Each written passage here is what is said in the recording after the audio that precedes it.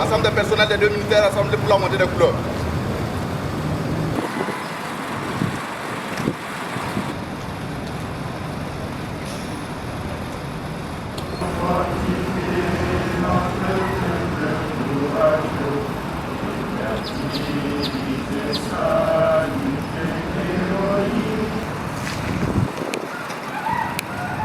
Cérémonial de la montée des couleurs.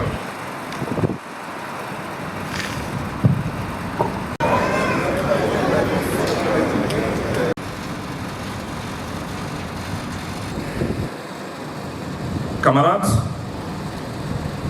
au moment où s'ouvre la première phase, la troisième édition des Journées nationales d'engagement patriotique et de participation citoyenne, je voudrais porter votre attention sur un sujet aussi simple que vital, aussi intime que sacré, le contenu de nos assiettes. Observons ce que nous mangeons. Que voyons-nous? Du riz ayant traversé les océans, des pommes de terre venues des pays lointains, du lait en poudre importé, et que dire des couverts? L'assiette, les fourchettes et les cuillères sont importées. Camarades, l'impérialisme n'est pas qu'une question de livres, d'histoire ou de médias dominants. Il est également présent dans nos assiettes. Comme le disait le père de la Révolution d'août 83, les grains de riz, de maïs, de mil importés que nous mangeons, c'est cela l'impérialisme. Il ne faut pas chercher plus loin.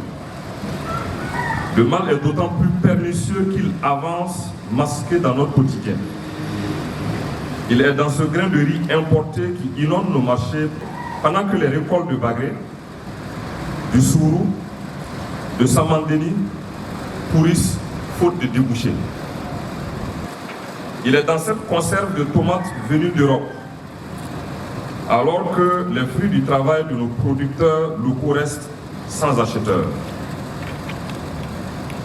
Ne cherchez pas l'ennemi plus loin. Il s'invite parfois 2 ou 3 fois par jour à notre table. L'ennemi, c'est aussi ce commerçant véreux qui emprunte des circuits frauduleux pour importer des produits de grande consommation au détriment de notre production locale et de notre économie. L'État prend des mesures vigoureuses pour protéger les produits made in Burkina et il faut un sursaut patriotique à la fois des populations et des commerçants pour que les rayons de nos boutiques et alimentation soient des espaces où la production locale est reine. Pendant des décennies, nous avons été conditionnés car en nous vendant les produits et en dévalorisant les nôtres, l'impérialisme a façonné nos habitudes de consommation.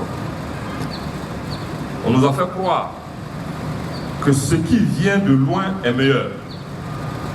On nous a appris à trouver le façon d'enfanir trop cher, tout en trouvant normal d'acheter une chemise importée 10 fois son prix. On nous a appris que le pain de blé est indispensable, au point de nous faire oublier la force du mil, du sorgho, du maïs, des aliments qui ont forgé la résistance de nos ancêtres. On nous a fait croire que nous sommes pauvres, alors que la terre sous nos pieds regorge de richesses. L'enfant sage est celui qui achète les galettes de sa maman, nous dit un proverbe burkinabé.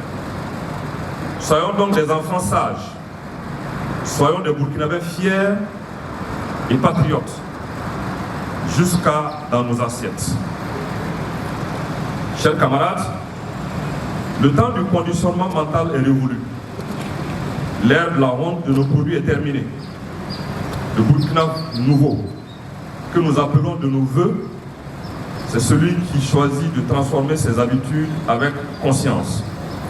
celui qui transmet à ses enfants cette valeur cardinale, le devoir sacré de produire ce que nous consommons et de consommer ce que nous produisons. Le thème retenu pour la présente édition des Journées nationales d'engagement patriotique et de participation citoyenne est donc un cri de ralliement. Souveraineté alimentaire et patriotisme économique.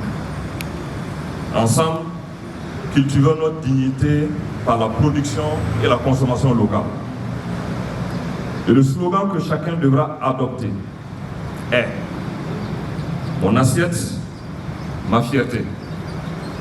Ce thème nous met au défi. Il nous exhorte chacun et de manière collective à engager une guerre contre la dépendance alimentaire. Chaque bouchée de produits local est un coup de pioche dans le mur de la domination économique. Produire ce que nous mangeons, transformer ce que nous produisons et consommer ce que nous transformons, voilà le chemin de notre véritable indépendance. Chers camarades, comprenez bien la portée de vos actions. Quand vous achetez notre haricot vert, vous ne faites pas que nourrir les vôtres, vous irriguez l'économie du Burkina Faso. Quand vous revêtez le faso d'Anfani, vous ne faites pas que vous habillez, vous couvrez la dignité de nos tisseuses. Quand vous préférez le Soumbala au cube magie importé, vous ne faites pas que cuisiner, vous brûlez les brevets de l'impérialisme. Aujourd'hui, nous lançons donc la grande offensive de la fierté. Durant ces journées nationales d'engagement patriotique et de participation citoyenne, nous allons apprendre à réapprivoiser nos assiettes. Je souhaite que dans chaque administration, chaque école, chaque foyer, nous adoptions le réflexe de garnir nos assiettes de mets typiquement burkinabés. Le consommer local doit être un réflexe de tous les jours, dans les cantines et sur les tables. Du Liptako à la région des Tanouans, le riz de nos plaines et les fruits de nos verges doivent régner en maître. Faisons du manger local une tradition sacrée. Faisons de notre table un front de notre libération. Camarades, notre combat doit être radical si nous voulons nous libérer véritablement. Inoussons nos marchés, faisons circuler le lait de nos éleveurs, le riz de nos bas-fonds, le bétail de nos savanes. Construisons un espace économique où la production nationale sera reine et l'importation l'exception.